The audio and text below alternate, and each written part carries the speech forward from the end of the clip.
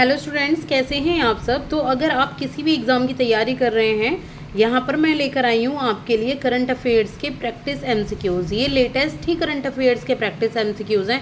चाहे आपकी तैयारी हो रही हो सिविल सर्विसेज की, या फिर आप तैयारी कर रहे हैं यूपीएससी की, एसएससी की, बैंकिंग की, या सीईटी की, या कोई भी हरियाणा या यूपी या किसी भी एग्ज़ाम की नेशनल लेवल की, ये आपके सभी में आपके लिए हेल्पफुल है। तो चलिए समझते हैं इसको पढ़ना, इनको करना। Who has recently been awarded the Ramnath Goenka Award for Excellence in Journalism 2025?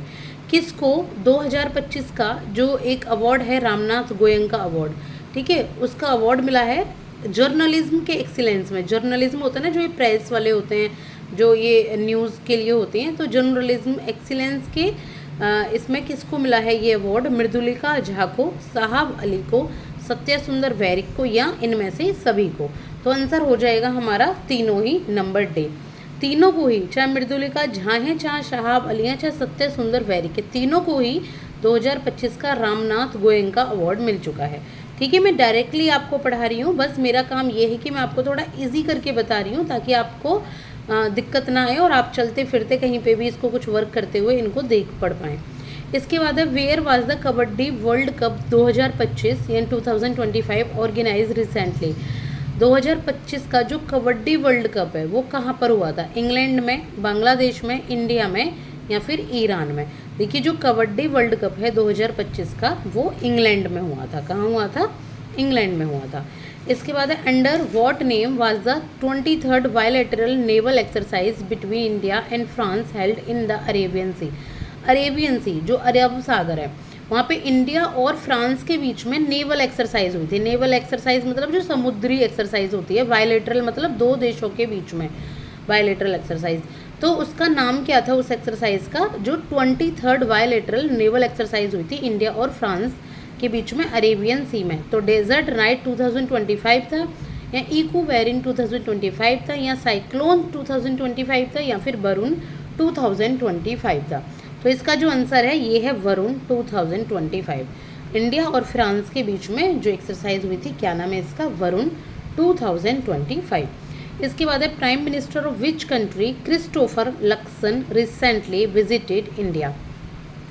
एक प्राइम मिनिस्टर है, नाम है उनका क्रिस्टोफर लक्सन। तो उन्होंने इंडिया में विजिट किया, लेकिन वो किस कंट्री के हैं? आपको कंट्री का नाम उनका बताना है, तो वो हैं आपके न्यूजीलैंड के। कभी कभी ये भी क्वेश्चन आ सकता है कि prime minister of New Zealand recently visited in India, what is his name? तो तब आपको क्या करना है? क्रिस्टोफर लक्सन लिखना है। तो दो आंसर बनते हैं हमेशा एक क्वेश्चन में से। इसके बाद है which former Indian cricket captain has been appointed as the goodwill ambassador of vision 2020 India to fight blindness. कौन से जो पूर्व इंडियन क्रिकेटर कैप्टन हैं, यानी कि इंडियन क्रिकेट के जो कैप्टन रहे हैं, तो उनको एज अ गुडविल एम्बेसडर बनाया गया है विजन 2020 इंडिया का, ताकि ब्लाइंडनेस से लड़ा जाए, अंधेपन से लड़ा जाए, नेत्रहीनता से। तो ये बनाया गया है कृष्णामाचारी श्रीकांत को। किसको? कृष्णामाचारी श्रीकांत को। इसके बाद है which state government has recently signed an agreement with the Gates Foundation for AI and Development Initiative? कौन सी स्टेट गवर्नमेंट ने रिसेंटली एक एग्रीमेंट साइन किया है? किसके साथ? गेट्स फाउंडेशन के साथ, जो कि एआई और डेवलपमेंट इनिशिएटिव से रिलेटेड है। तो कौन सी स्टेट गवर्नमेंट ने किया है ये एग्रीमेंट साइन? तो ये क्या है? आंध्र प्रदेश ने। किसने किया है? आंध्र प्रदेश ने। इसके बाद है which NASA astronaut has returned safely to earth after spending more than 9 months in space.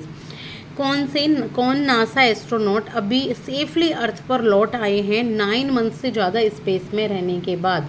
ठीक है, कौन लौट के आए बताइए? वुच विल्मोर और सुनीता विलियम्स। ठीक है, इसका भाई सुना ही होगा आपने, कितने सेफली लौट कर आए। 9 month इन्होंने बिताए हैं, और बहुत सारी सोशल मीडिया पे इन्होंने अपने वहाँ कैसे रहते हैं, कैसे करते हैं, अपनी बहुत सारी वीडियोस भी डाली हुई थी। इसके बाद recently RBI has signed an agreement with the central bank of which country for mutual transactions in local currency. अभी आरबीआई ने एक एग्रीमेंट साइन किया है सेंट्रल बैंक के साथ। किस कंट्री के सेंट्रल बैंक के साथ? कि लोकल करेंसी में वो म्यूचुअल ट्रांजैक्शन कर सके। मतलब क्या है इसका?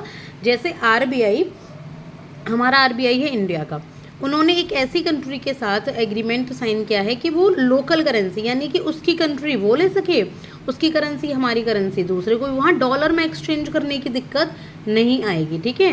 तो ये मॉरिशस के साथ किया है। कैसे?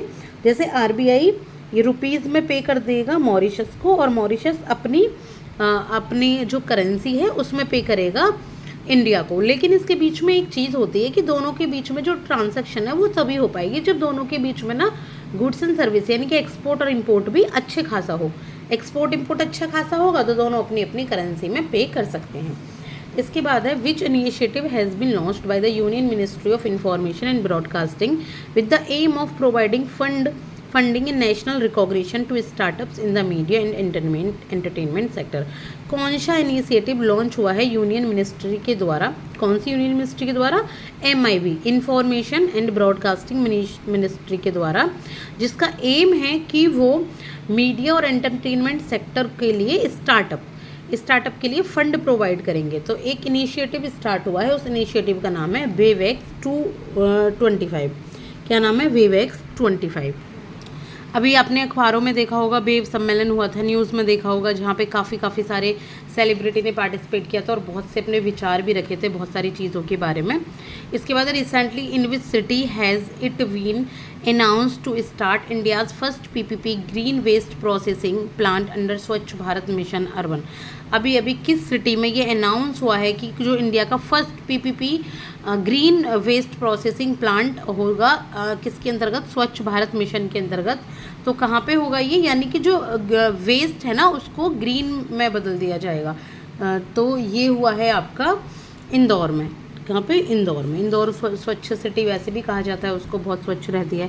इसके बाद recently the first temple dedicated to home was inaugurated to Bhiwandi Maharashtra. First temple बना है, किसको डेडिकेटेड है वो? भिवांडी महाराष्ट्र में टेम्पल ये है यहाँ पे छत्रपति शिवाजी को। किसको है? छत्रपति शिवाजी को। इसके बाद है next, which state government has launched Rajiv Yuva Vikasam scheme to promote self employment. कौन सी स्टेट गवर्नमेंट ने एक स्कीम लॉन्च की है राजीव युवा विकासम, जिससे सेल्फ एम्प्लॉयमेंट को बढ़ावा मिले? ठीक है, सेल्फ एम्प्लॉयमेंट मतलब अपना ही काम, ये नहीं कि वो किसी की नौकरी खोजें बल्कि काम अपने शुरू करें। तो ये है तेलंगाना में। कहाँ पे शुरू हुई है ये? तेलंगाना में ये स्कीम। इसके बाद recently Delhi police has started a squad by which name to prevent molestation. Delhi police ने एक स्क्वाड स्टार्ट किया है, एक मिशन स्टार्ट किया है जिसका जो मॉलेस्टेशन को प्रिवेंट करने के लिए है। तो ये है शिष्टाचार। क्या है? शिष्टाचार। किसी को भी नीचा दिखाना, वुमेन का मॉलेस्टेशन नहीं होगा, तो इसका नाम है शिष्टाचार। इसके बाद है next question, recently ISRO chairman V Narayanan has inaugurated the advanced thermal science research centre in which IIT। अभी इसरो के चेयरमैन हैं वी नारायणन। उन्होंने एक प्रोग्राम, जो advanced thermal science research centre कौन सी IIT में इनॉग्रेट किया है? तो मैं IIT का नाम बताना है, कौन सी है वो? मद्रास है, दिल्ली है, कानपुर है या मुंबई है? तो किस IIT में क्या है? ये क्या है? मद्रास में। ठीक है, मद्रास में। इसके बाद है which Bollywood actor has been named Fit India icon by union sports minister Mansukh Mandaviya. तो मनसुख मांडविया हैं स्पोर्ट्स मिनिस्टर। उन्होंने कौन से बॉलीवुड एक्टर को फिट इंडिया आइकॉन के अवार्ड से नवाजा है? रणवीर सिंह को, रणवीर कपूर को, आयुष्मान खुराना को या विकी कौशल को? तो उन्होंने किसको किया है? उन्होंने किया है आयुष्मान खुराना को। ठीक है, आयुष्मान खुराना को। इसके बाद the government of India has officially approved the Chandrayaan 5 mission in collaboration with which countries space agency JAXA. एक स्पेस एजेंसी है जाक्सा। किस कंट्री की है ये स्पेस एजेंसी जो जाक्सा है, जिसमें गवर्नमेंट ऑफ इंडिया ने चंद्रयान 5 के मिशन का कोलैबोरेशन किया? यानी कि चंद्रयान 5 मिशन जो है इंडिया जाक्सा एजेंसी के साथ मिलकर इस मिशन को तैयार करेगा। तो ये किस कंट्री का है जाक्सा? ये बहुत इंपॉर्टेंट है और ये काफ़ी चर्चा में भी रहा है। तो ये जापान की है, जा से जापान और जा से जाक्सा से जाक्सा। इसके बाद who won the title of 15th hockey India senior women's national championship. तो 15th hockey India senior women नेशनलशिप जो चैम्पियनशिप का जो नेशनल चैम्पियनशिप का जो अवार्ड मिला है वो यहाँ पर मिला है किसको? झारखंड को। किसको? झारखंड की जो वुमेन नेशनल चैम्पियनशिप है किसमें? हॉकी में, तो वो जीती है 15वीं जो हॉकी चैम्पियनशिप है झारखंड ने जीती है। इसके बाद recently the 12th joint military exercise under what name between India and Kyrgyzstan was held in Kyrgyzstan. Kyrgyzstan में ही एक 12वीं जॉइंट मिलिट्री एक्सरसाइज हुई है, मिलिट्री के बीच में हुई है। क्या नाम दिया गया है उसको? इंडिया और किर्गिस्तान के बीच में जो एक्सरसाइज हुई है, एक्सरसाइज से रिलेटेड बहुत क्वेश्चन आते हैं एग्जाम में, तो जो इसका एग्जाम नाम है ये इसका है ट्रोपेक्स 2025।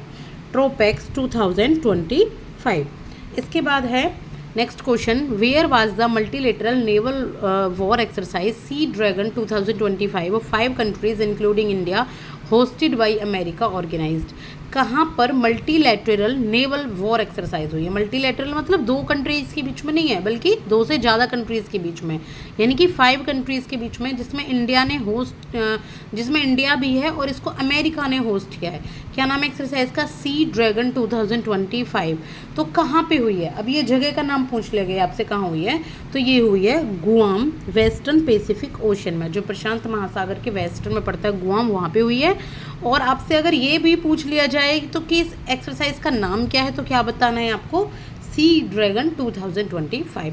इसके बाद लास्ट क्वेश्चन हम इस क्लास में करने वाले हैं, who has been appointed by Delhi Capitals as their new captain of IPL 2025।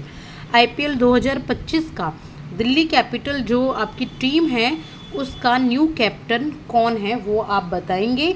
तो इसका जो आंसर है ये है अक्षर पटेल। आई होप कि आपको पता होगा जो IPL के फ़ैन हैं।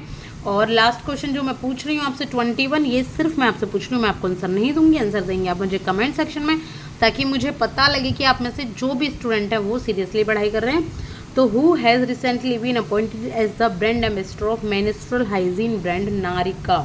बहुत इंपॉर्टेंट क्वेश्चन है। नारिका एक मेंस्ट्रुअल हाइजीन ब्रांड है, इसकी ब्रांड एम्बेसडर कौन बनी है? बताइए इसका आंसर, कौन बनी इसकी ब्रांड एम्बेसडर? आंसर देंगे आप मुझे किसमें? कमेंट सेक्शन में। तो thank you so much for your cooperation, thank you so much for your time, keep watching, best of luck for your upcoming exams, thank you.